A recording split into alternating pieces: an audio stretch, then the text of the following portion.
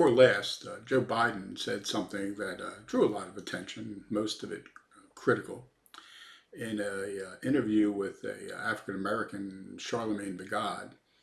He made a remark that, basically, if you weren't voting for him, you ain't black. Now, there are several problems with that, two specifically, and that's what I want to address in this video. The first is, here you have a white guy, an old white guy, trying to determine, blackness. Now, this is something that comes up every now and then with various people. I remember when Barack Obama first started to run, there were people for president, there were people who said he wasn't a real African American.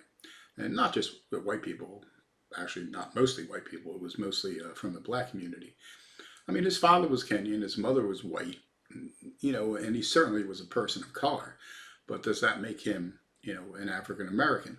Now, my view at the time was, it wasn't for me to decide. I'm a white male. Who am I to decide who's black and who isn't? But here's Joe Biden telling Americans, white and black and every other color, that, he's the arbiter of blackness. And basically the definition of somebody who's really black, a true black person, is that you're voting for Joe Biden, which seems not only self-serving, but if you think about it, racist. I mean, does the definition of black people depend on white people? Isn't that denying them agency or something? That they can't even make their own decisions? They need white politicians, white Democrat politicians, white supposedly progressive politicians telling them who's black and who isn't. It's racist. It's racist, it's stupid, and it's certainly not for him to say. Charlemagne the God wanted to say that you're not voting for Joe Biden, you ain't black. That would be one thing. But for Joe Biden to say it, it's something wholly other. This brings us to the second question. The argument Biden was making was one that is, in a quite literal sense, fallacious. There's actually a name for what he was saying, and it's called the true Scotsman fallacy. And you can look it up. You can find it on a list of, the more than 100 fallacious arguments that you would learn in college if you took a logic course in a philosophy department. There's many of these things. But this is not one that just Joe Biden employed. It's one that the Democrats, progressives, love to employ. Matter of fact, they deploy it almost on a daily basis. Now, what's the basis of the true Scotsman fallacy? What's a good example of it? And one of the stories that's usually told, that's why it's called the true Scotsman fallacy, is you have a bunch of Scotsmen sitting around and they're reading the paper and drinking coffee or something in some Scottish town. And one of the guys who's reading the paper, let's say his name's Duncan, and Duncan starts reading this article about some horrific crime that had been committed south in England, in London specifically. And he says, oh, this is horrible. How could somebody do that? This is just a heinous crime. To which one of the other Scotsmen there, whose name is Angus, says, well, that is heinous, but no Scotsman would do anything like that. In other words, this is something only English people would do. A Scotsman wouldn't do that. A couple of days later, they're all sitting around. And Duncan's reading the paper again, and he says, oh my God, remember that heinous crime from a couple of days ago that was committed in London? Everybody says, yeah. And he says, well, guess what? It happened yesterday in Glasgow. The same thing. And then, matter of fact, in some ways, it's even worse. Angus, didn't you comment at the time that no Scotsman would do such a thing? And Angus, he rubs his chin and he thinks for a moment. He says, I did say that. What I should have said was no true Scotsman would do such a thing. And that's basically the true Scotsman fallacy. And that's basically what Joe Biden is employing here. And it's a fallacious, by definition, a fallacious argument. And the argument is simple. If you're a black person and you're not voting for Joe Biden, you ain't black. You're not a true black person. And I can remember years ago when I worked for the Navy, I was having a discussion with a woman who was a woman's historian. And she's made some remark about, the peacefulness. If only we had women in charge of countries, and um, everything would be peaceful. Women would never be warlike. And I pointed out, I said, well, okay, wait a minute. What about Margaret Thatcher? What about Indira Gandhi? What about Golda Meir of Israel? Were these all pacifists? They're all three women. As a matter of fact, they're some of the most notable women leaders we've had in the modern age. And I would hardly describe any of them as pacifists.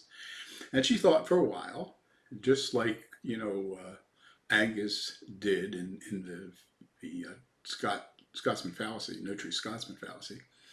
And she said, they're not real women. Now, she didn't use the word true, but it was basically the same thing. They're not real women. In other words, Golda Meir is not a real woman.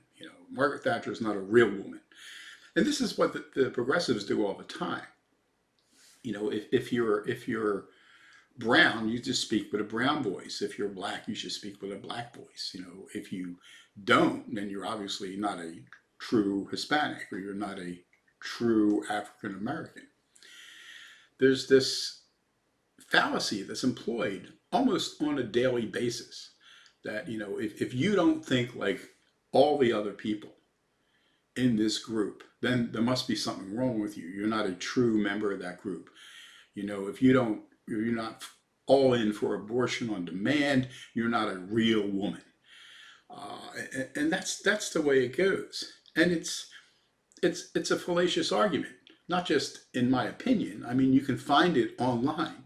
It's the true Scotsman fallacy. I mean, it's a fallacious argument. What's amazing is progressives keep using it over and over and over and over. And the American media, I've never ever seen anybody in the media say, oh, isn't that the true Scotsman fallacy?